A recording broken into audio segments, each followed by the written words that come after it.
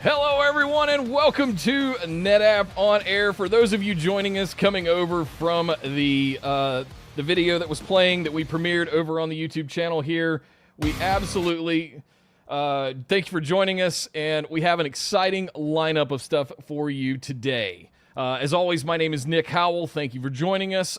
We want to do some quick housekeeping real quick. For those of you joining us for the first time, thank you. We have an entire back catalog of episodes for you to enjoy right here on the NetApp YouTube channel. And you can come join us in our Discord community to find all of the where all of the community members hang out. All of our technologists, some of our executives, lots of our support staff, many of our partners all hang out in there. It's a very technical community, so if you want to know more about what we're going to discuss today, most of the speakers that are going to be joining us on the show today also hang out in there. So bring your questions to the live show today. They will be fielding them as they come in, so we hope you bring all those questions in for us.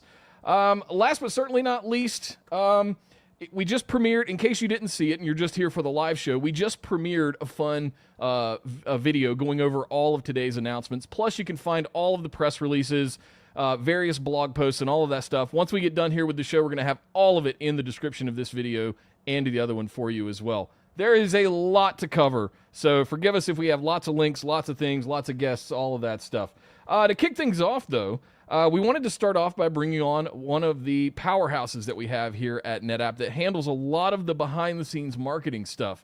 And we wanted to give her a little chance to give her a highlight, give her a spotlight, because she is an unsung hero here at NetApp.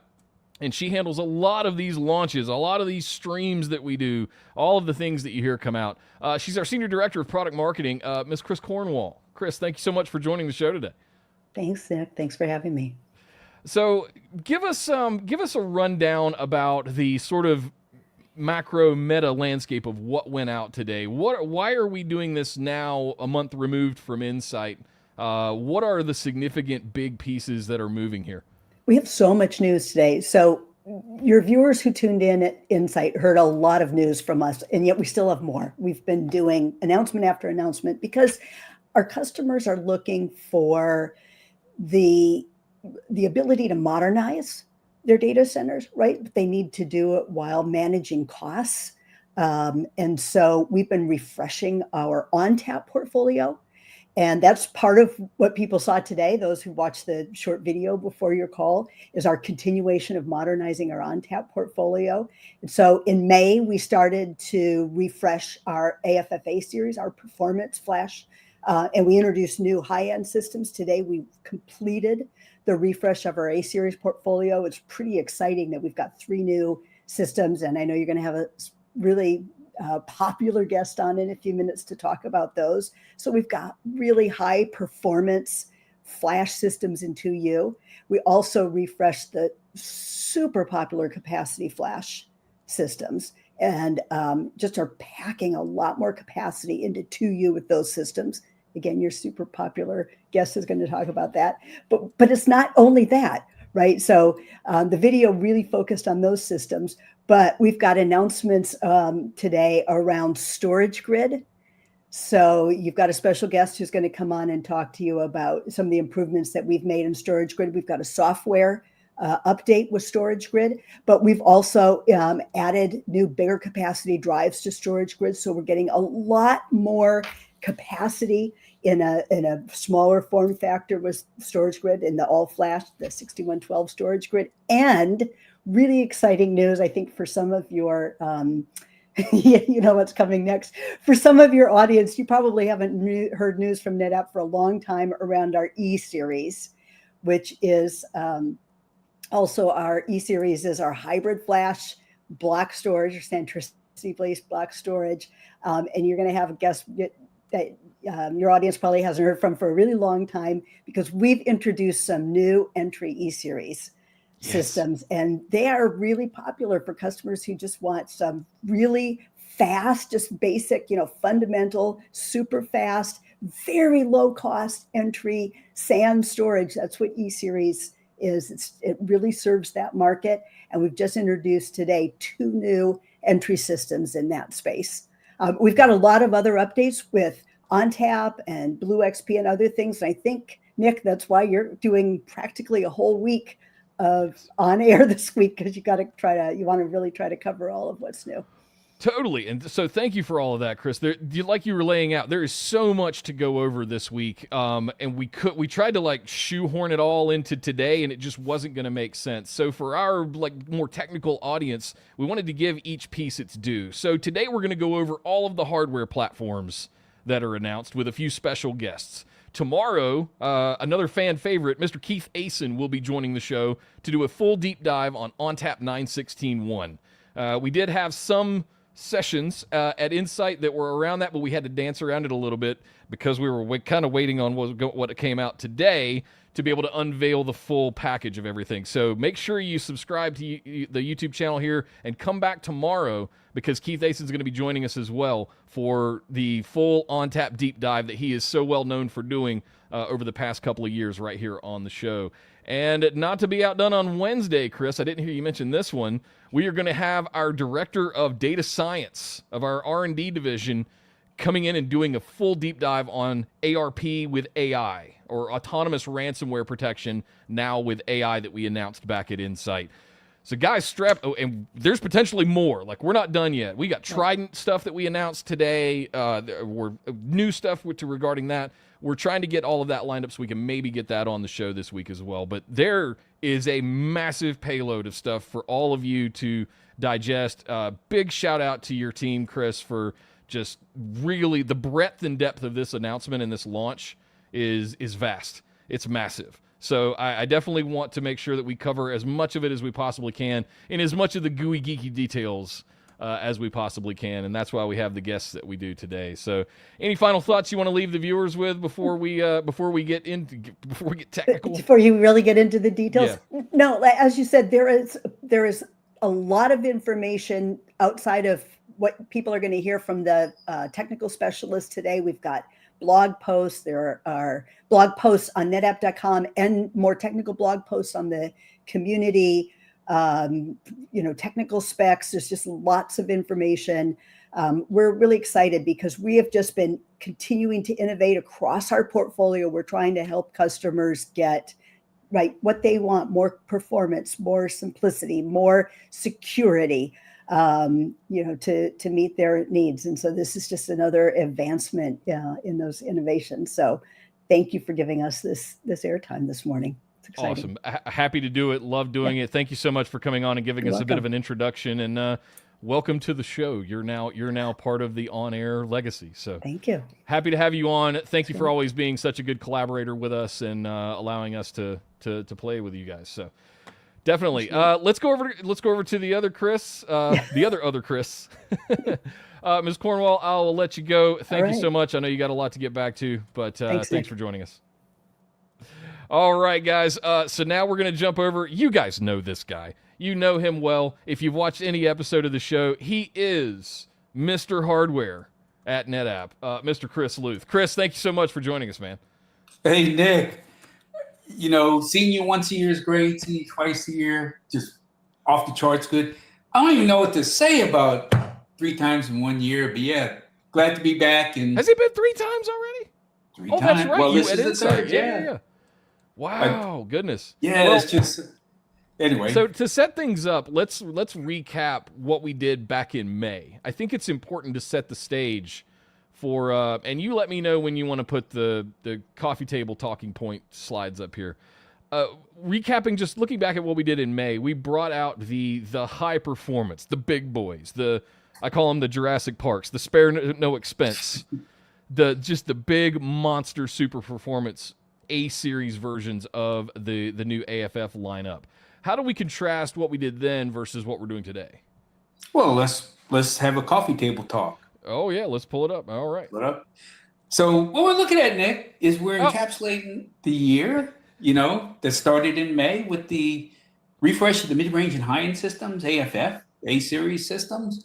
And then, I know earlier you talked to Kris about the sequence of events of releases. You just can't get all of this payload out at one go. And that's why you've seen the stage sort of roll out.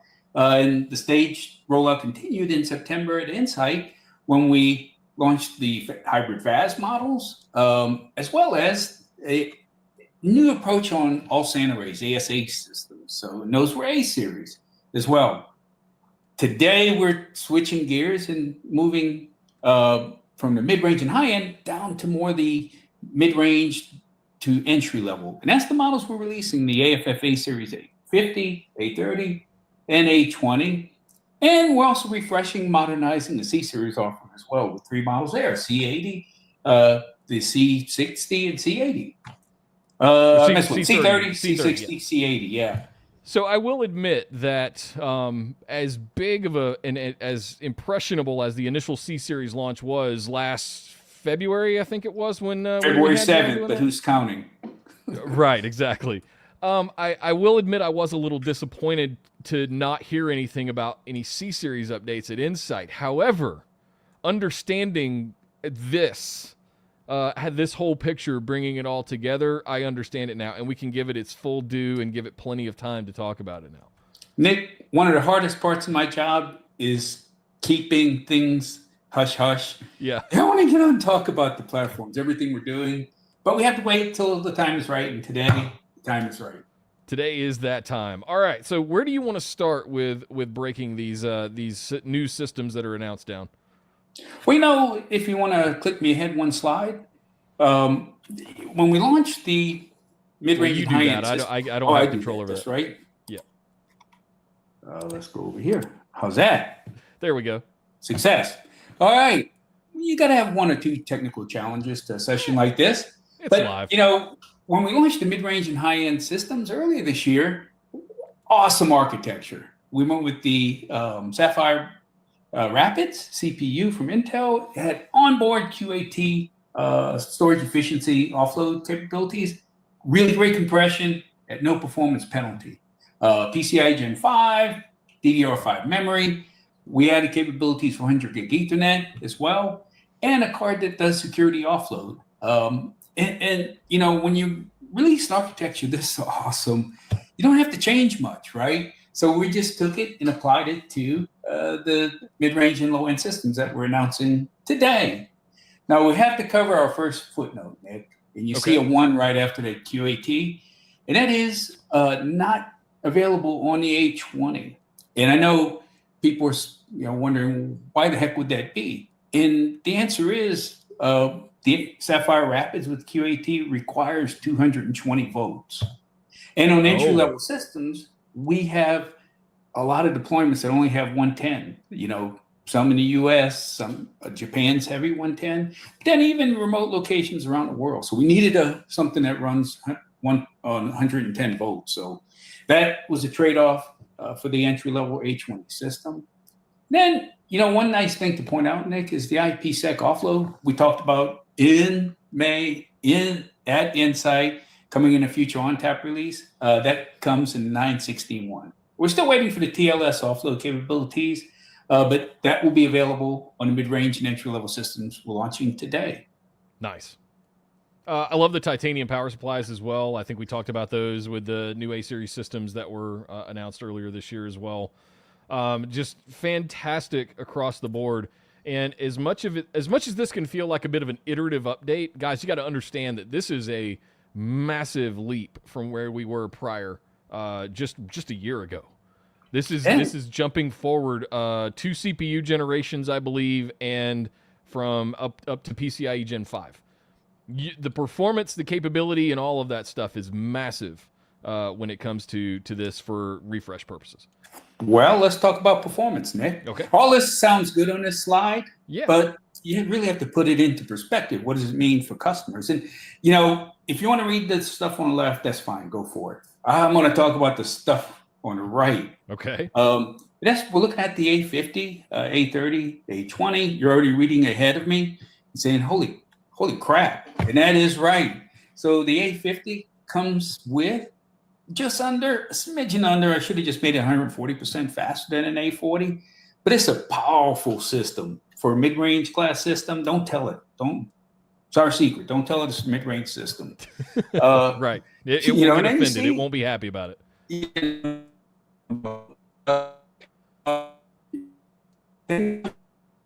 Uh-oh. I think we're getting attacked by Wi-Fi. On my end? Yeah, you're back. There you go.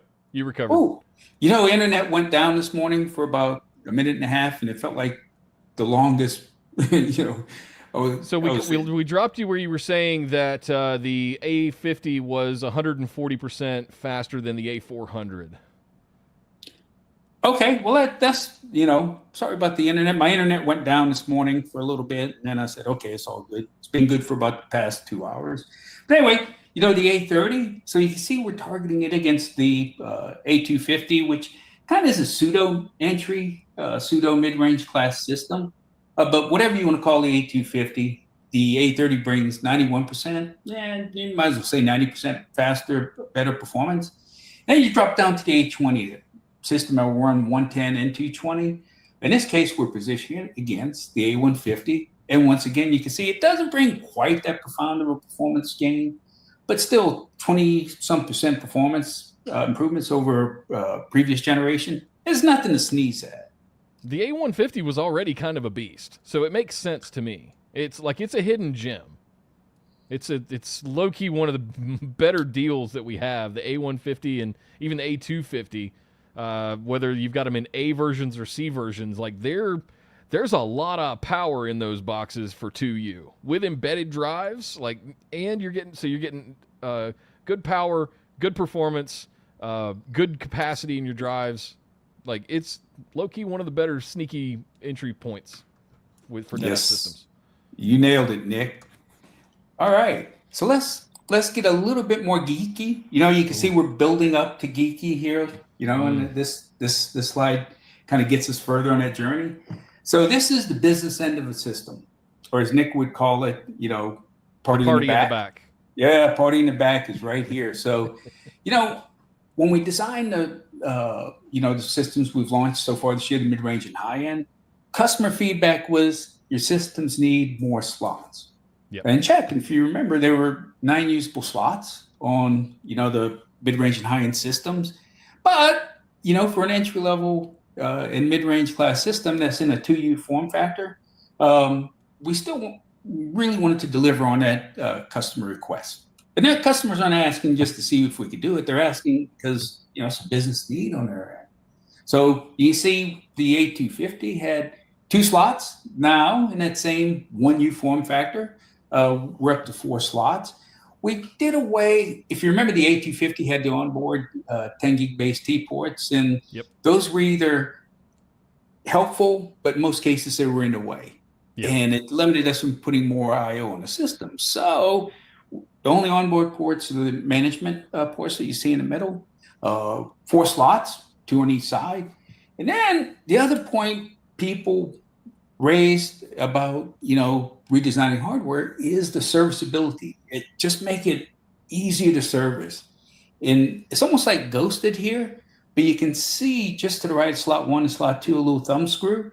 Mm-hmm. And that is, yes, if you were thinking, I hope you can service an adapter without removing the node, and that is the case. So we carried this over, those big rock customer requests as much as possible, and we're able to deliver on it.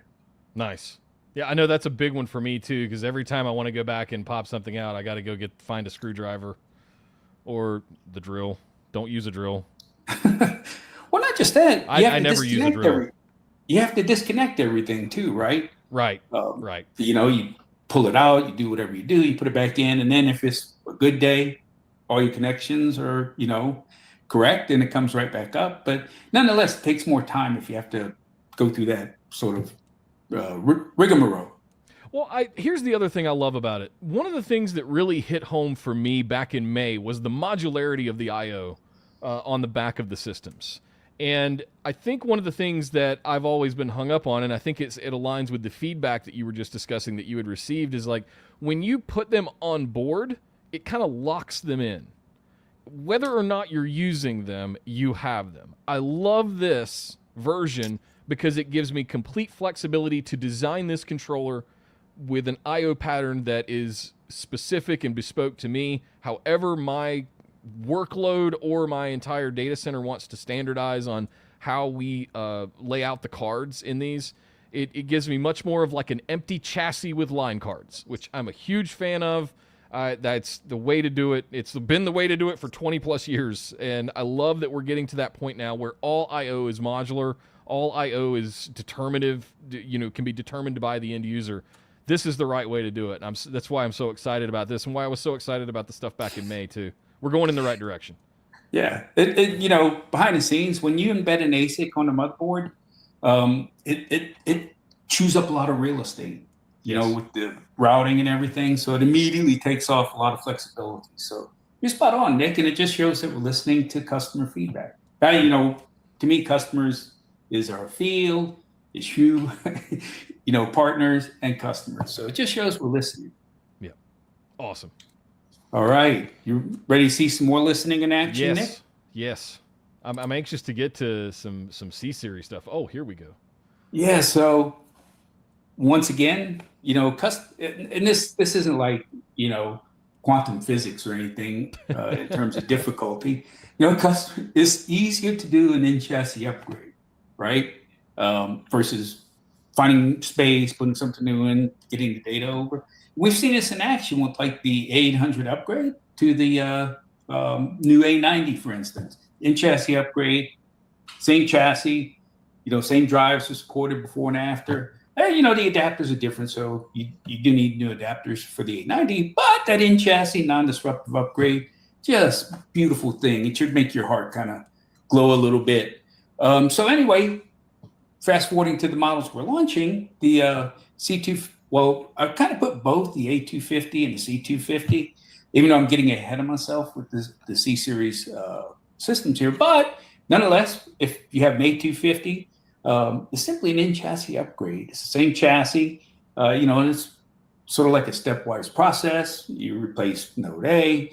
It's not really take over and give back. You disable an HA during an ARL upgrade, but just continue on all the way to the right. But if you hear that, my home security system just went off. Yeah. Anyway, then you move all the way to the right. You have, an updated updated A250 or C250 to more than likely the C30. Or if you want to be an overachiever, go to the A50 or C60. So if I have, I have a C250 back here, right? And so effectively, I could just literally uncable it, take the controllers out, put the controllers out. I could even do it non-disruptively if it was a production system one at a time, right? Yes. So the chassis are exactly the same. The backplanes are the same. The controllers are going to plug right in. The new A-series mid-range are going to plug directly into that, or the C-series, new C-series entries. Nick, I know you're trying to think that it can't be that easy, but it is that easy, right? Even your dog seems excited that they can't handle the news. So it sounds like she's calmed down a little bit. That dog woke me up at 4:00 this morning to be ready for this session. So she knew today was launch day, so she's very excited. Yeah. So anyway, but yeah, Nick, it is just that easy. It just goes back to simplicity. Behind the scenes, simplicity is at play here. Even though, it sounds great, in-chassis upgrade, but it's just part of make things simpler for customers and make it simpler to adopt new technology. Yeah. Well, we've got a lot of stuff coming. One of the reasons to go back to the whole designing your own I/O pattern and all of that stuff with your interface cards, I look at things like TLS offload adapters, some of the new NVMe stuff. We need 100 gig and 400 gig, and people are hearing like redundant 800 gig kind of stuff now.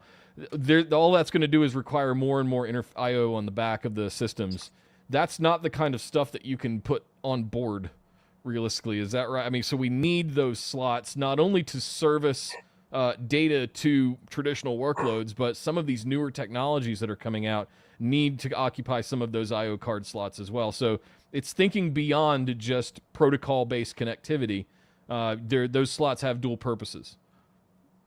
Yeah, and the way I like to phrase it, Nick, I was a NetApp customer back decades ago, but the way I like to phrase it, peace of mind. If you look at like the A70 FAS 9000 we launched in 2016, 10 slots per node, even though customers didn't need to, populate all 10 slots initially, they look like 3 years, 4 years down the road, and said they don't know what their business is going to evolve to, but having slots to be able to use the same hardware to meet those business needs, just peace of mind. And I think that's what, if nothing else, having more slots than you need initially gives you that peace of mind down the road. This platform will be ready for whatever you throw at it. Yeah. Especially the bigger boys that we talked about earlier this year. But I mean, just having 4 IO cards on the smaller and entry mid sizes is crazy to think about. Like, most of these end up in either closets or smaller data center footprints on remote edge type of locations, POPs and things like that. But I mean, the fact that you've got that much flexibility with a smaller system like this is madness. Like, there are a lot of SMBs that are out there that this is more than enough for them to run their entire business on, much less just an edge location. So the horsepower that's coming out of these, the power efficiency, the IO flexibility, it will accommodate just about anything other than like the most extreme type of workloads that need that extra horsepower. Exactly. Awesome. We're gonna spend a little more time on the slide, and that is, if you notice, slot 4, it's already populated. On the new A50, A30 PCMs. So that is going to be your cluster interconnect adapter. Mm-hmm. And on the A50, A30, that is going to be a 100 gig adapter. You use both ports for joint HA and cluster interconnects. On the A20, that's going to be a 25 gig adapter. Now, by default, we're going to put that adapter in slot 4.1 on a system. Not everybody's going to be comfortable running their business on a single ASIC or a single adapter. And if so, you can put a second adapter in slot 2 just over to the left and spread the cluster interconnect HA across ports on both adapters, for instance. It's an option. If you do, you can still use the other port for whatever kind of Ethernet IO needs that you have. So just wanted to point that out while we're on this slide too. And if you're thinking to yourself, gosh, I need more information about this, all these new systems are already in Hardware Universe. I checked this morning. Field Portal Contents Live. So there's more information out there. We just want to, kind of introduce it to you and then turn you loose. So do we get to go? Well, we love that. We love to be just turned loose with all this. Do we need to go harass Wayne Mueller again to get these systems updated on the new Hardware Universe posters, or were they already included on it? So good point. We stay in practice harassing Wayne on deliverables. But yeah, this was already in plan. And we had the posters we had, to give out an insight, which is fun, to just have insight with people in person and have these things were super popular. I mean, a lot of times at our booth, people come on, where's the poster? So there's hardware right here, guy or girl. But, so yes, we've had stage releases. The Hardware Universe poster that includes these new platforms is ready to go. Nice. All right. Well, what else have we got to talk about with the new A and C series? Well, okay. So for the C series system, we got a few things to talk about. There we go. That's what I was looking forward to. You can kind of see the C80 is thicker, taller, I guess. And that is because it's 4U chassis. As you've seen, the C60, C30, or a 2U chassis, 24 internal drives, 48 internal drives on the C80. You can see the performance boost on the C80. It's a nice bump up. We always like to see 20%. In this case, you're going to get about 15% better performance on the C80. That's just average. Some workloads will have better performance gains. I don't think you're going to see much lower than 15%, though. And then dropping down to the C60 and C30, now you're talking about some real performance improvements. 80% on the C60 versus the C400, and 70% on the C30 versus the C250. Nice. So nice performance increase on these systems. And Nick, I know you've already seen one thing on the slide, and I know you're going to ask me, so I'm going to shut up and let you ask the question that I can see you want to get out. So get it out, young man. So I have a C250 full of 15.3 terabyte drives. I'm going to need to open a ticket to replace those with the new 61.4 terabyte drives. What? Talk to me about how we got to 60 terabyte drives. Well, once again, Nick, you choked me up on that. But I knew you were going to ask that question, so I was ready for it. So how did we get there? We started out the C series with 15.3, and customer says that's great. What we're seeing is a driving need to have more capacity in a smaller rack footprint as possible. And so the next logical step was 30 terabyte, C series drives, and that came earlier this year. But then, we know there's a trend line for bigger C series drives. So we actually immediately went to work on 61.4 terabyte. Sometimes it's easier just to say 60 terabyte. So anyway, but it's the trend lines are showing. This isn't just NetApp, and it's the hyperscalers want much bigger drives in a smaller rack footprint as possible. They were behind the real OCP standard that let us collapse adapter footprint, so you can get more of them on the same real estate. Okay. Yeah, so they're behind. They want bigger drives, and we're drafting on them there. So we have the public cloud providers to thank for larger hard drives. Yeah, and by the way, they're all we're getting partner of the year with pretty much all of them. So we stay in close engagement with them. But yeah, they are driving a lot of the industry trends, and you can either ignore them or follow them, and there's a lot of benefits to following them. So this is just one iteration of that. Now I should point out, you talked about your C250, Nick. Yeah. At launch, these are supported on the 3 models on the right. We'll see if you need more capacity on a different system. The obviously route is an FPVR, but once again, it's hard to get everything out the door at one time. So anyway, that's why we're. If you need a guinea pig, well, Nick, I'm just saying there. I'm happy to test that for you if you want to send me 24 of them. Obviously, not just send you 61 terabyte drives, but send you a C30 so you can do an in-chassis upgrade. I'm just thinking out loud. Some content about that. Non-disruptive chassis upgrades from C250 to C30, right? Right. So, but anyway, you can see the increase in footprint. 3 petabyte and 4U chassis. That's just, That's those insane. of us who. Yeah, my first NetApp system had, I want to say, like 18 megabyte size drives. It was tiny. So you talk these capacity points, it's just stunning how far you and I are old enough to remember 1 gig drives. Oh, yeah, for sure. All right, let's see. We had a couple of comments here. I'm not going to kill them, but I'm going to pull your slides off for one quick second. So we got some questions I want to throw up. Stefan said, do the bezels light up on the new A and C series systems? Stefan always here asking the important questions. Thank you, Stefan.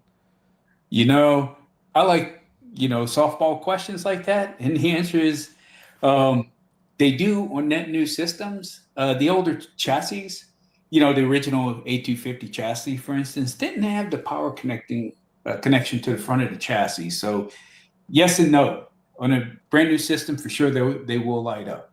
Nice. That's a good differentiation. It's also a big carrot to dangle out in front of people to refresh the chassis as well, because you don't get the light up bezels, which is what matters most to all of us, especially. We are seeing some upgrades that actually do that, Nick. They don't just want to do in chassis. I want a new chassis that lights up the bezel.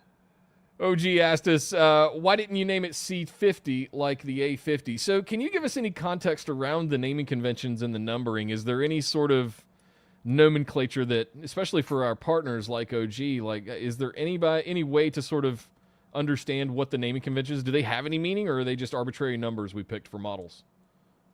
I don't know if the other Kris is still on the call, but so it just comes down to marketing. Looks at our portfolio. They have a lot of information that you see here, the performance improvements, the capabilities, and they more or less are tasked with coming up with the model, model string. So I get zero input on it, but anyway, this is kind of, it's kind of like when you pour cement, it dries. By the time I get these model strings, it's pretty much dried cement. So gotcha. Yeah, that may not help, but I guess Kris. Yeah, sometimes I don't understand it myself. So. Yeah. Let's see. All right, what else do we have to go over real quick? I want to make sure we get over to StorageGRID and E-series stuff too before people start bailing, because there's a lot to talk about on those guys. A couple more slides. This is just doing the same thing we talked about earlier. The A2, the 800 in chassis upgrade to an A90. Well, the same thing applies to the C80 version. Nice. Of that platform family. Same thing, stepwise in chassis upgrade. In the end, you're back to that. Doesn't that look beautiful all the way on the right? All those slots. But yeah, you don't have to convince me. We talked about this back in May. That's one of the most impressive layouts of I/O I think I've ever seen in a storage system. Yeah, cool. So I'm going to move along pretty quick, but I just want to point out the C-series upgrades are going to be exactly the same in chassis, unless you want that new chassis that lights up the bezel. And then just to close out, we have a performance comparison chart that's on the Field Portal. And, if you have Field Portal access, it's been available. In September, we pulled it down for various reasons. And I could tell you the feedback was pretty negative about that. And so we listened, so if it helps you position systems, it helps you, close sales faster, whatever the reasons are that you need this capability back up, it is live on the Field Portal today and updated with all the models we talked about today. Awesome. But that's specifically for partners, it looks like. Yeah. So, and this just goes back to what I've said. We listen. Sometimes people can refer, you never listen to us. We do. This is extra work for us to do on our end, but nonetheless, if you need it, we owe it to you to give it to you. So here it is. Nice. So heads up, partners, you now get all of that information for comparing them. All right, Kris, thank you so much, man. Any final thoughts that you want to leave that you're excited about personally for any of the new A or C systems, entry to mid systems? I'm just blown away that we're in 2016 we refreshed top to bottom, right? Entry level all the way to high end, and but all we had was FAS and AFF back then. There was no ASA, there was no C series. The fact we're able to get so much new hardware out the door across so many different versions of it, flavors of it, and I've seen the work that's gone into getting these systems out, Nick. There's a lot of people work their butts off to get these systems out the door, and they're still working. So anyway, kudos. The thing that I take away to your point is that we have listened. We've listened to all of you out there that have said we need block-only specific systems, ASA. We need capacity flash systems, C-series. So it's not like we took anything away. We still have FAS. They're there, beautiful new bezels. And if you pay attention to the color schemes, the color schemes of the bezels will be a little bit of a throwback for you to the late 2000s. And I noticed that the other day, and apparently that was unintentional. But I still call it out because it's kind of cool for nerds like me. So we have C-series now for capacity flash. We have ASA for SAN only workloads if you want to do it that way at a very simple to use, very affordable price point. And we now have updated AFFs and FAS. So we have now completely, I say this to emphasize, from the beginning of last year to the end of this year, in the span of 24 months, we have refreshed the entire AFF and FAS hardware product line across the board and expanded it. And, I mean, if that's not a mic drop to you and your team, I don't know what is. And the other guys, we haven't even talked about the other guys that are about to come on the show here and talk about what they've been working on. That's just the AFF and FAS stuff. I mean, round of applause, sir. Bravo. Bravo. Right. Any final thoughts you want to leave the audience with before we kick you out of here and go on and talk about StorageGRID? Oh, man, I just, I don't know if there's an afterlife or if there's a heaven. But if it is, it's going to be just like 2024. A hardware geek being able to launch and talk about all these new platforms for ONTAP. This is it for me. Yeah, I love it. It's been fun nerding out with you this year, man. We've had a lot of good stuff to announce and share with the audience here. So cool. Thank you as always for being here and joining us and sharing all of the information with us. It's always valuable. We really appreciate it. Thank you so much. Take care. Take care, Kris. All righty, guys. Well, that is the update on AFF and FAS. We're not done yet. Don't go anywhere. When we did this back in May, you guys said, hey, where's StorageGRID? Hey, where's E-series? And I agree with you. So my next guest up, he is a tech marketing engineer for StorageGRID. We had Duncan Moore on earlier this year. I think it was back in August, giving us kind of a landscape of object storage and how StorageGRID played into that. Well, here we're going to geek out. We're going to talk about some of the enhancements. We're going to look back at the stuff that we didn't cover with you or for you with part of the May announcement, and we're going to bring you up to speed on what was included in today's announcement. So it gives me great pleasure to introduce, for the first time on the show, Mr. Ben Hauser. Ben, thank you very much for joining us, man. I appreciate it. Hey, Nick. It's great to be here. Super excited to be on the show for the first time. It's very exciting. Well, it won't be the last time, that's for sure, because there are a lot of people. What you're going to find is there are a lot of people that rabidly love StorageGRID. And right. I think so the audience here has been chomping at the bit to get more and more information on StorageGRID. So give us some background on yourself. Since this is your first time here, quick introduction if you don't mind. How did you find your way to NetApp, and how did you find your way into the StorageGRID team? Cool. So I started here as a TME about 2 years ago. I was actually an intern in college for NetApp. I worked for the docs team as a developer. Nice. And then, so in college, I studied computer science and English. So the TME job kind of seemed like a perfect mix of those two things, technical stuff and communication and writing and everything. So I kind of fell straight into the StorageGRID job and, going strong ever since. You got big shoes to fill. A good friend of mine who is now back at NetApp, I call him Prooch, Steve Persnewski. Used to be the TME for StorageGRID, and we did a lot of stuff together. So, looking forward to working with you. Happy to have you here on the show, man. And thanks for joining us. Let me pull your stuff up here. Let's start with. We didn't give StorageGRID its due when we announced the new E-series systems earlier this year, back in May. So I wanted to give you guys a few minutes to talk about what were the part of those announcements and how did they lead to what we're announcing today. Cool. So yeah, back in May, we had a huge refresh of our entire appliance portfolio. We released the SG6160, 5860, and 5812, and these are going to be our hard drive-based storage node appliances. The SG110 and 1100, which is our new service appliances, so those can be load balancers or admin nodes. And then we also have the SGF6112. This guy was released the previous spring, but still a strong part of our StorageGRID family, our flagship all-flash appliance. Nice. Cool. So as you can see there, we had some healthy performance improvements with each new appliance. The 6160 got a 21% performance improvement, and that's on average. So the average of all the workloads we test is 21% improvement. And then 8% and 11% for the 5860 and 5812.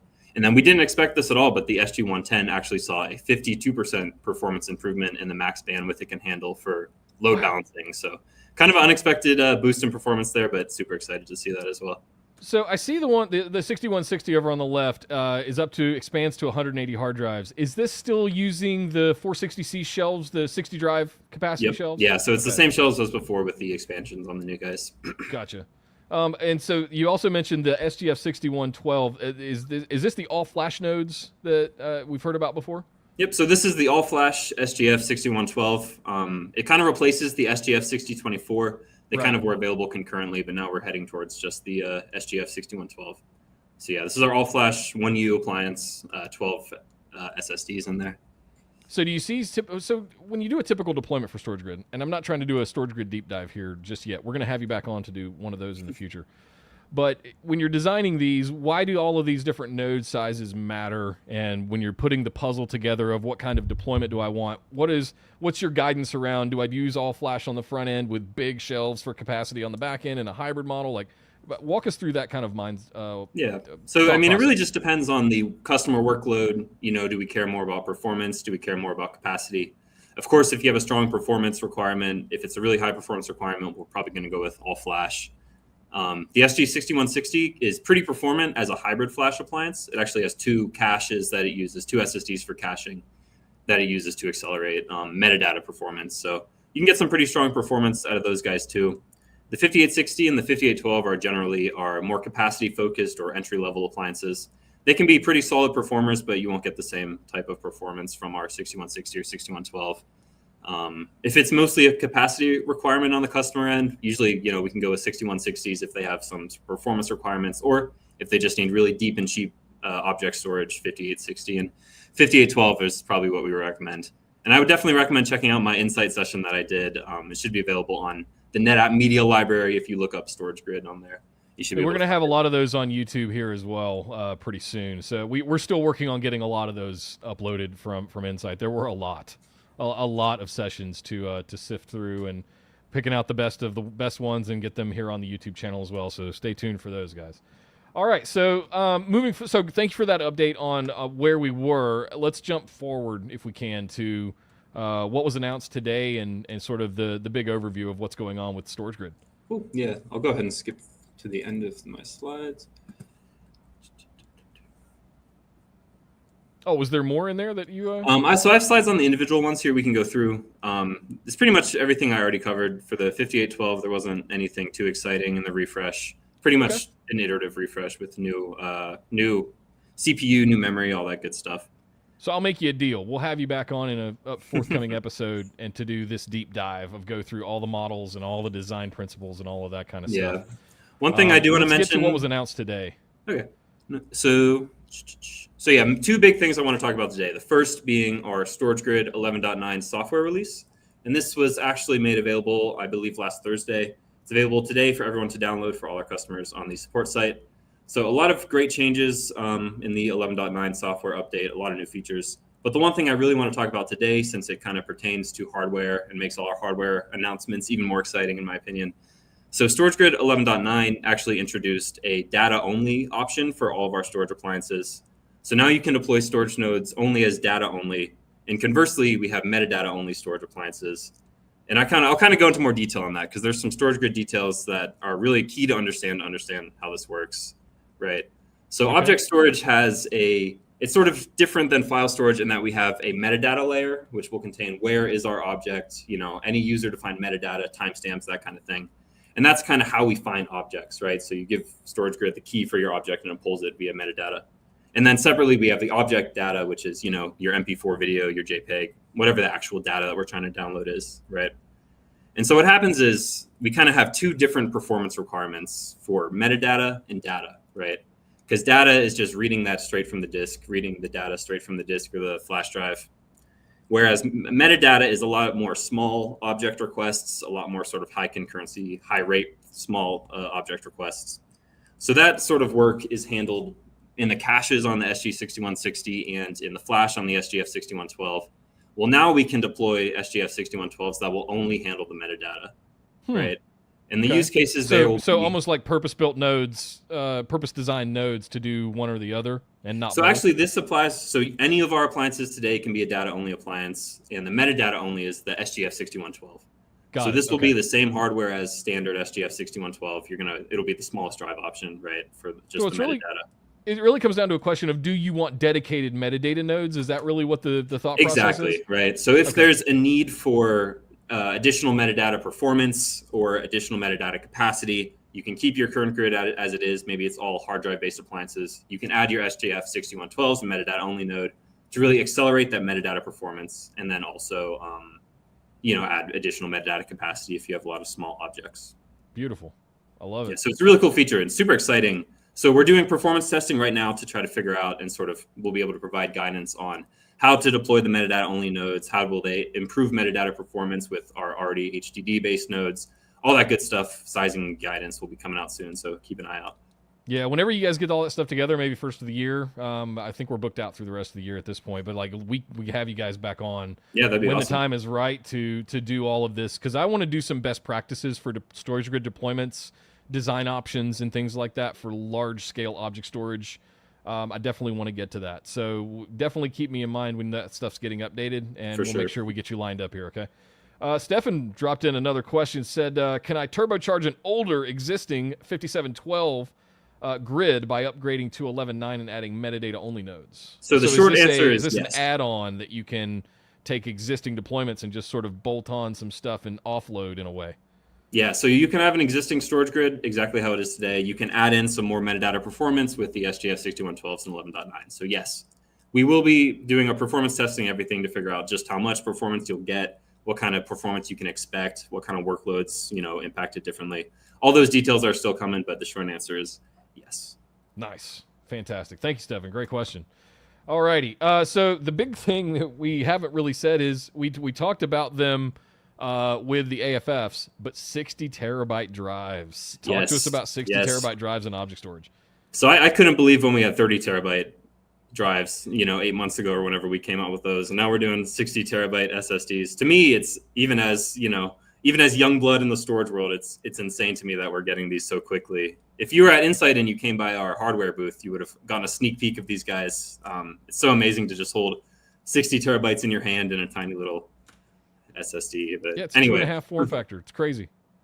Yeah. So anyway, super cool. This will be available on SGF 6112 in the December 16th quote tool release. And these guys will provide about 600 terabytes of usable space after the RAID and everything is applied. And that's in one rack unit. So in a minimal grid with 3 rack units, 3 nodes, we can get almost 2 petabytes of storage, which is super exciting. So object storage, as you said at the very start, is different than file storage. And there are sort of theoretical limits on the upper end of both from different perspectives. Where do you see the sort of theoretical limits? And this doesn't have to be exact. I'm just really asking your opinion here. Where do you see the theoretical limit of object storage being, and just kind of in general, like Western Digital and Seagate and other companies are already working on 100 plus terabyte drives. This is going to go beyond the limit of physics at some point. I'm curious, as someone who works on this kind of stuff day to day, where do you see really large deployments start displaying diminishing returns, and where can people really generally from a design perspective start to, as these drives get bigger, it's great that we can put 1.8 petabyte in 3 nodes, but should you? I'm just asking, like, where does the diminishing return start to kick in as far as like just the physics of drives? Yeah, so I guess I'll start by saying StorageGRID is super scalable. We can scale up to 200 nodes. So if you just do the math, 600 times 200, that's quite a lot of storage in all flash on StorageGRID. I can't do mental math that fast, but so yeah, I mean, but on the other hand, the performance in StorageGRID is largely driven by node count, right? So a 20 node grid will perform twice as fast as a 10 node grid. So when you get into performance requirements, sometimes smaller drives might actually be a better option if you need lots of nodes to handle the performance of the grid. But if you just need, a ton of storage, and pretty good performance, these 60 terabyte SGF 6112s are going to be a great option. Yeah, fantastic. Anything else you want to leave the people with before we move over to E-series? Like, I appreciate you making an appearance and introducing yourself today. We definitely want to have you back on for a deep dive soon. Yeah, for sure. Super excited to bring StorageGRID to the forefront. I think StorageGRID is NetApp's best kept secret. You might have heard that before from us StorageGRID fans. I've said that before. Yeah, definitely. The more we can talk about StorageGRID, the happier I am. So great to be on. Awesome, Ben. Thank you so much for joining us today. I really appreciate it, man. Thank you. All right, guys. Well, there you go. Some quick updates on StorageGRID. If you missed the episode with Duncan Moore on object storage in the industry back in, I believe it was in August, maybe July, go check that one out right here on the YouTube channel. Just look for the playlist for NetApp ONAIR, and you'll find it in there. And it's titled StorageGRID. Last but certainly not least, I saved the best for last today. Because, 1, I think he's been here longer than I have. 2, we haven't had any kind of update on E-series in as long as I can remember. And 3, he's just a fantastic person with a fantastic product, and he's been the leader of this product for, at least the spokesman for this product, for as long as I can remember ever. And his name is Mitch Blackburn. Mitch, thank you so much for joining the show today, man. I appreciate it. Thank you, Nick, for that great introduction. Way to go. Yes, I've been around E-series for about 10 years now, a little over 10 years. So, and hey, I want to say thank you to Kris, too. Her exciting intro for E-series was great. I loved it, so that was really good of her. And I also want to, while I'm thinking about it, I want to say Happy Veterans Day. I'm a veteran. I appreciate all our veterans. Thank you very much. Everybody that's on is veteran. Indeed. And with that, I want to mention, we've got a couple veterans that are finally going to get a new soldier in there. So this is going to be exciting. Oh, I like how you did that. I like how you did that. All right, let me get the slides up here. So, guys, just to set the stage here just a second, we have that it is one of the largest pieces of feedback I think I've gotten from the show is, where's E-series? What about E-series? Is E-series dead? Is it still alive? Is it still doing things? Is it ever getting updated? I present to you the Mr. E-series here to ask any and all questions for that while we're going over it. So, Mitch, I'm going to hand the floor to you and give us the latest, greatest on E-series, man. Okay. E-series is still alive, and we're still doing things. The E4000 announced today, our new hybrid array, entry-level hybrid, and it's going to fit right in between our 2800, 5700. We'll kind of drill down on that a little more later on.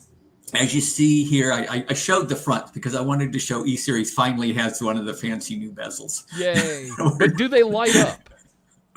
What's that? No, it does not light up. Which is a good thing for customers, because we're using the shelves that were previously there, which allows them to use their older hardware with the new E4000. That is totally cool. Very helpful. There is a trade-off there. Yeah. Sorry, Stefan, you don't get light-up bezels on the new E-series yet. So it's going to come in a 4012 and a 4060 with 2 controllers and HA, kind of what we're used to with E-series. And also, again, in order to be able to allow customers to move forward with what they already have, you can have a simplex configuration as well. So you've already got a 2800 and a simplex, and you're thinking, well, I want to use all I have. You could even do a head swap to an E4000 controller, an E4012, and have a simplex there if that's what you wanted. I'm not sure I'd recommend that, depending on how old your hardware is, but it's a possibility. So you're going to have either 12 or 60 drives, 3.5 and 2.5 inch. So you can have, HDD drives, the nearline SAS 7.5K, or SSD drives in there. And because we're leveraging those SAS 3 enclosures, it's going to allow you to do things like, even though we won't sell the 2U24 as part of it as an E4000, there won't be an E4024, you'll be able to connect that to your 4000. That nice. Your hardware won't be at a waste there. You'll be able to go ahead and continue to use that. We're using the Intel Ice Lake Xeon 4-core processor there, and just note that performance. So we were delivering with SSD drives and 2800, 300K IOPS. Now it's going to be 900K with an E4000 at an entry-level array. And then the 114K write IOPS there. So really have improved the performance at an entry level there. So I always introduce, the question comes up quite often, what's the difference between a FAS or an AFF and an E-series? And I'm like, do you want just absolute raw horsepower? I think that's part of it, but I don't think that's all of it, especially when you're talking about an entry level. We're talking a lot about price performance. Okay. It's not just raw performance, and it's that block storage where E-series really allows the application to shine and do what it does well. Yeah. And you can imagine applications like backup or video surveillance that are just streaming data onto the box. They don't often need a lot of the features that ONTAP provides, and they do have them. E-series has snapshots. E-series does mirroring. Those things are there. But more so what's there is enterprise reliability, the HA, the dual paths to every drive, making sure your data is recoverable, dynamic disk pools. So, if a drive fails, its time for rebuild is faster, things like that. And also it's very, as it says, dynamic. So adding a drive is like, just plug them in. I can plug in a dozen drives at one time, no problem, and expand my volume group right away, or my volume. I say, I want to expand that volume, expand, and it does it. It's just done. Where with older, the RAID array, standard RAID, how hard it is to add a drive. You've got something set up in an 8+2. Are you going to turn it into a 9+2? Well, no, right? You set it up a certain way with old RAID, and you're not going to change that. Where with dynamic disk pools, you just add another drive. It's not an issue at all. Yeah. So I love the way that modern disk management has evolved beyond just in general. Like I think across the board, not just for our stuff, but like in general, I've seen this evolution of modernizing the way disk pools are handled across the board, and I'm a big fan of that because it used to be not so easy to do that kind of stuff. I always ask the question as well, like what should people from a positioning standpoint, if they're looking at something like an ASA for all SAN type workloads, regardless of what it might be, is there a big line or a workload differentiator where one favors the other, or how do we position these against the ONTAP based systems? Well, I think a lot of times where we look at ASA over E-series, to me, the very first question I ask is how robust of data management features do you need? Yeah. And if a customer is looking at snapshots and mirroring, and really wants those to be the best they can be, they should be looking at ONTAP. Theirs are more robust. And so they should be looking there. And also, if you need data compression or deduplication, you should be looking at ONTAP. So there's a lot of areas where you really want to be looking at ONTAP arrays because they fit for you. Nice. And also things like enterprise database often will be better off with an ONTAP array, where E-series would shine, let's say, or I should say EF series, because I'm looking at all SSDs. If you need the absolute maximum performance you can get, and that's all you care about, and you're going to let's say, Oracle do Oracle's thing, and you're not going to use data management features, EF series is the way to go. Yeah. It will give you that raw performance, that you might need. And I also look in backup too, and video surveillance. A lot of times, customers are not looking to spend a lot of money there, especially at an entry level.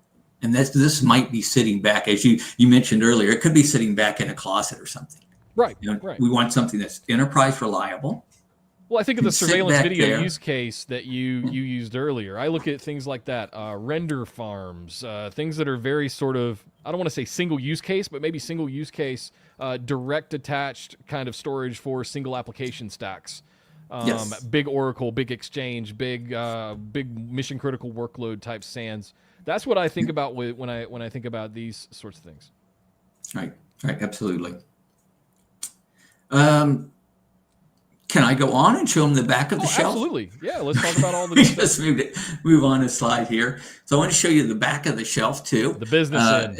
It helps you see that it is the same shelf, right? Except it's a new controller. And for those that already know E-series, you might have noticed right away the Hick spot and the base ports are now in two different sides. Those shifted across there, but it's, as I said, 4-core CPU, 32 gigabytes of memory in all arrays. So all the E-series branded arrays are going to be 32 gigabyte per controller there. I'm going to look at the ports in just a minute, so I won't talk about that anymore right now. They have the optional host interface card, and we're going to look at that in a minute.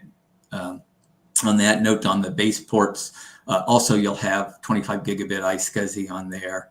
And we'll support that maximum of 120 SAS SSDs and 300X or 300 nearline SSDs. And this is something also I wanted to mention, Nick, it's just that mixture of drives. And we're looking about, okay, where E-series runs well for a customer, especially at entry level or mid-range. And I was a customer before I started work for NetApp for 30 years. And I thought a lot about things like that. What am I going to do with this storage array? Because it's a big investment, and it has to do more than one thing usually. As you said, we're not buying one thing. And so by being able to put SSD drives in it as well, it gives you an opportunity to do things like, I'm going to run my database on it, but I'm also going to put HDD drives on it. So at night, when I'm not having that OLTP database running, say, I'm backing up. Right, I'm doing something else with that same array. It's not just sitting there doing one thing. Or another place I've looked a lot at for is like a Splunk deployment, where I'm using the SSDs for hot tier, and I'm using those HDDs for my cold tier, all in one architecture. We can do the same thing. Well, speaking of which, I had a question come up from OG. Says, are we looking at NVMe based shelves for E-series? Is this even a thing, or is the CPU the bottleneck there? Well, for EF series, they're both NVMe shelves, right? There you so go. The EF600 and the EF300 are NVMe, and then the E5700 that already exists, it has all the NVMe host interfaces. So NVMe over IB, NVMe over FC, and NVMe over Rocky, RDMA over Converged Ethernet. So it already has NVMe there. E4000 and E2800, no, we're not looking at NVMe for either of those. There you go. Awesome. Thank you, Mitch. Yeah. Thank you for the question, OG. Yeah. So kind of to look, what are the components here? Because I wanted to be able to drill down a little bit. That first, I'm going to start there on that bottom left with the HICS. So 4-port fiber channel, 32 gigabit, and it will support 16 gigabit and 8 gigabit as well. We'll also have the capability of having 12 gigabit SAS in there. Oh, okay. And so we'll support 6 gigabit as well. And then it will also have 10 gigabit iSCSI and a base T. And a lot of the reason for that base T and 10 gigabit is it's at an entry level. And a lot of our customers are running exactly that. And it's also possible then that they'll be able to run 1 gigabit if that's what they need. And I got a lot of customers here still running 1 gigabit iSCSI, and it's important to them. They don't want to redo their networking, right? They need that. So then just above from there, the management port. So we're only going to have one management port. Previously, we always had 2 management ports, but we're just going to go to 1 management port. Then we have serial COM ports, both an RJ45 one and a USB serial one there. That USB port that says factory use only, that's also disabled for security reasons. So you don't need to worry about anybody being able to plug anything into there. It'll be disabled.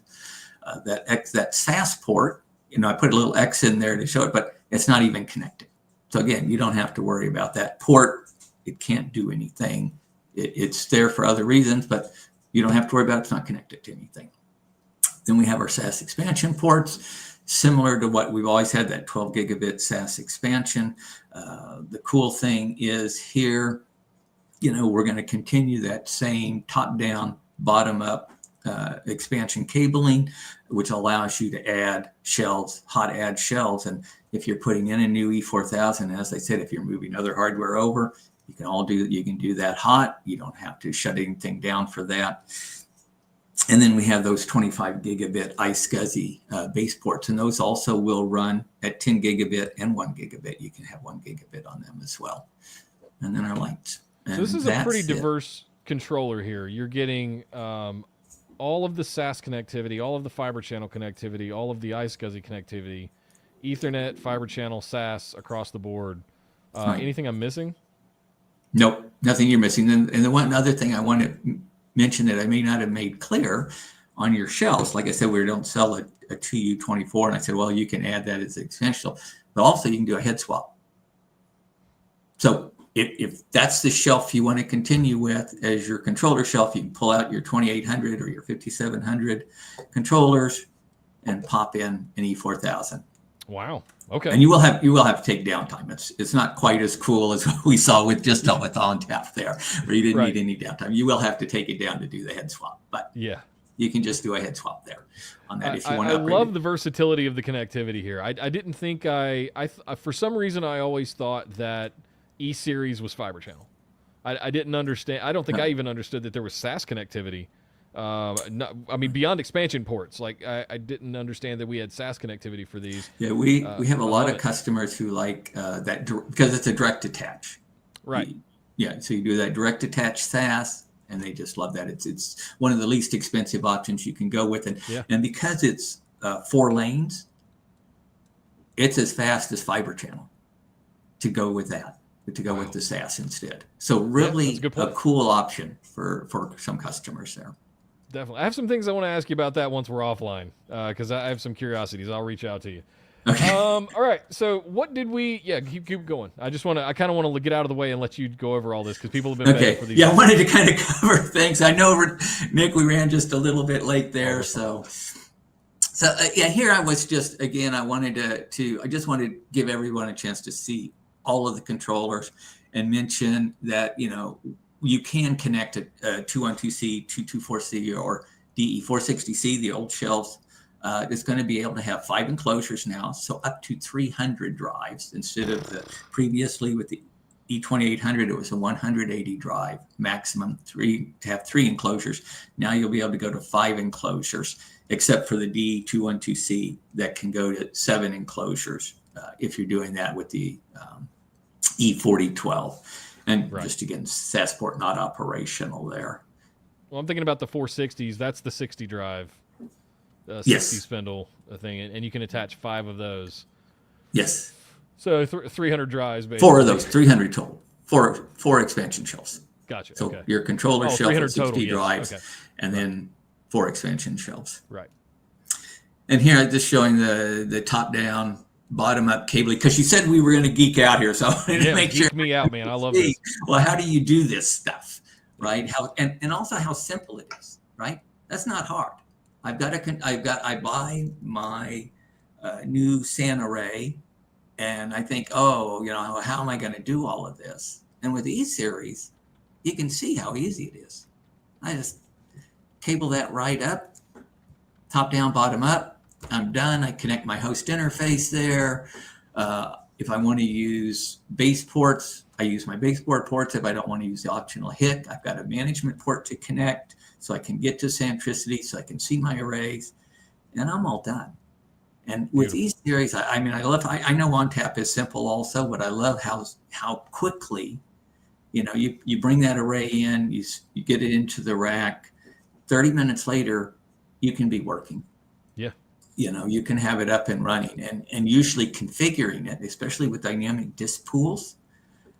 I can configure an array for a database, SQL Server or Oracle, in another 30 minutes. I can have it all configured and start running I/O, start getting my database up and running and figuring out what I'm going to do. And I love that kind of simplicity there. Me too. It's really nice. And this is the traditional way we've wired up SAS shelves for decades. Forever, yeah. So I mean, A to B, A to B, A to B, B to A, and you're done. That's it. So I love this. This simplifies but it's a complicated process, but this simplifies it in a way that is digestible for most folks. And I think it's also shelves together. What I like is just being able to do things like hot adds. Yeah. And I don't know how many customers are already aware, like that 4U60 shelf.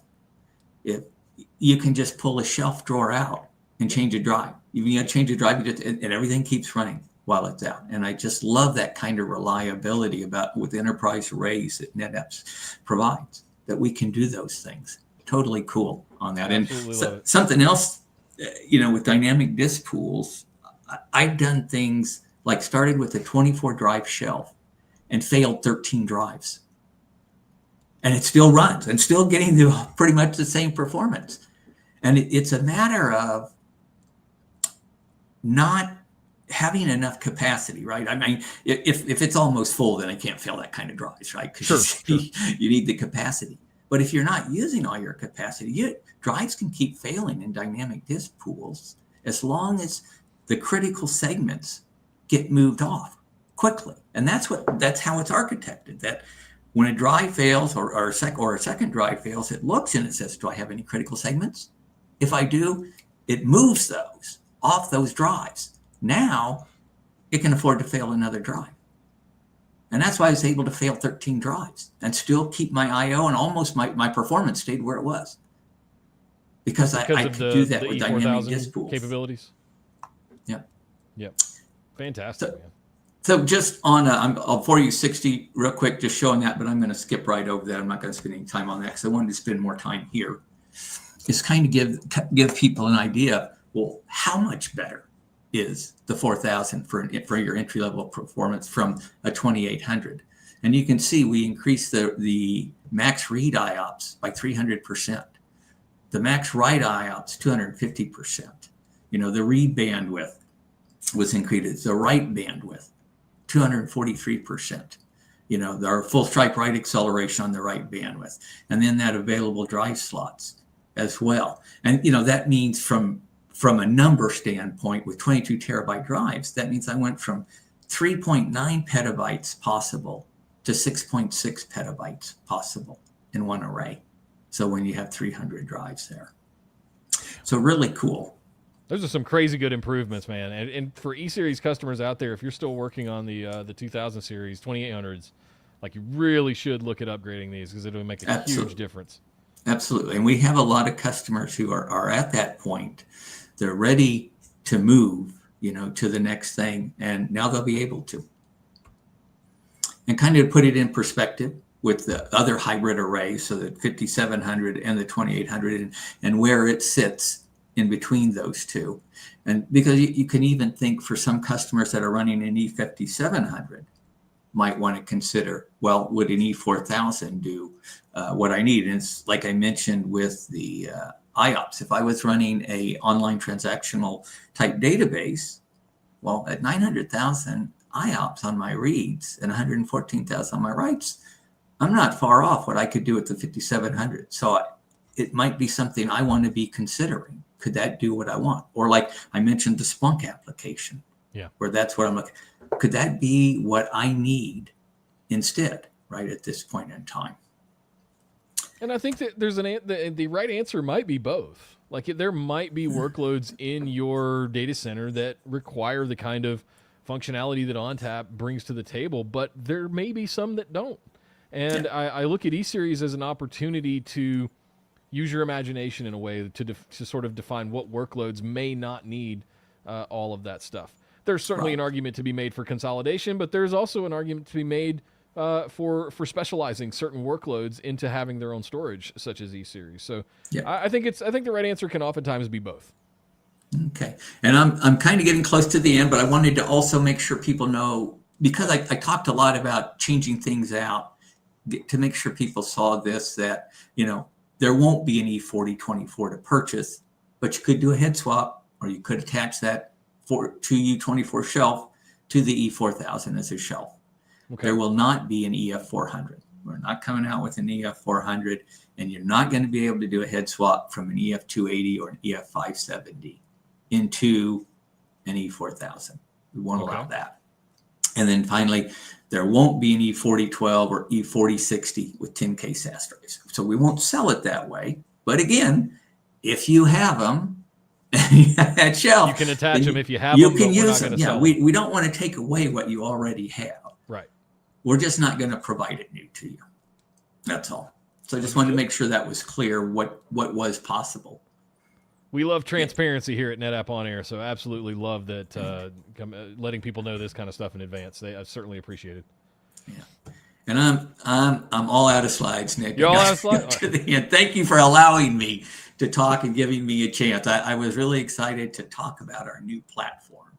I know this year there has been a lot of anticipation for E-series, for the updated 4000. And some of the advancements that we're making with it. So I definitely want to, as things progress, keep me in mind. Let me know when you guys are going to be doing some stuff. We'll get you back here on air to appease the masses and their desire for updates on E-series. Thank you, Nick. More and more often, just the same as I told Ben for StorageGRID. So definitely want to keep you guys in the loop as far as all of our hardware platforms because E-series is just as important. So cool. Great. Thank you very much. Mitch, thank you so much. Welcome to the show. You are now on the wall for having joined NetApp ONAIR in our 2-year run here. But thank you so much for joining us today for this special launch. I got a few final words to close things out, but thank you for joining us. Thank you. It was fun. All right. Take care, man. Yeah. Well, there you go, guys. There you go. The full payload, the full party completely uploaded. Well, it's not, though. That's just the hardware. That's just the hardware. We just did an hour and a half on just the hardware from today. Tomorrow, we're doing a whole other hour on just ONTAP. The next day, we're doing a whole other day on just Autonomous Ransomware Protection.